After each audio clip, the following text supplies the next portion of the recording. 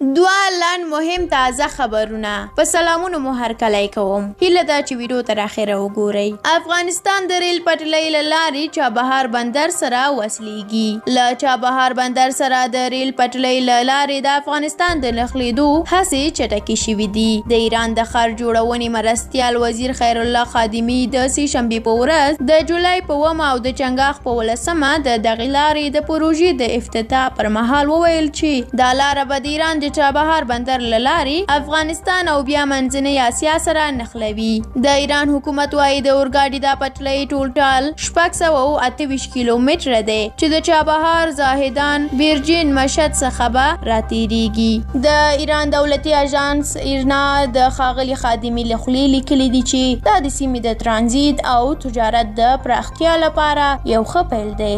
هغه وویل چې دا د ایران د اورګاډي د پټلۍ یوه تر ټولو اوږده پروژه ده چې په خبره یې د اقتصادي بندیزونو سره به پلي شي. هغه وویل چې د دغې پروژې د 150 کیلومتره پټلۍ د غځولو کار به د روان هجري شمسي کال تر پایه پورې ختم شي. نوموړي وویل چې په دې لارې به مسافر وړونکي اورګاډي په ساعت کې 180 کیلومتره او بار وړونکي اورګاډي به 120 کیلومتره واټن ووهي. او د دې ترڅنګ د هلمند د انګورو حاصلات ډیر شوي دي. د انګورو د فصل پر رسیدو سره د هلمند د کرنې ریاست خبر ورکړی دی چې دغه ولایت کې به سږکال د انګورو حاصلات د تیر کال په پرتله ډیر وي. د هلمند د کرنې رئیس زلمی الکو وایي تمه ده چې سږکال به د هلمند د انګورو له بڼونو څخه باید 90,000 ټنه حاصلات ترلاسه شي. د هلمند د کرنې رئیس زلمی الکو وایي چې دا مهال په 919 هکتاره ځمکه کې د انګورو تاکونه او باغونه شته او هڅه کوي چې دا شمیر زیات شي. زلمی الکو زیاته کړه چې له دغو بڼونو څخه به سږکال 90,950 میټریک ټنه انګور ترلاسه شي.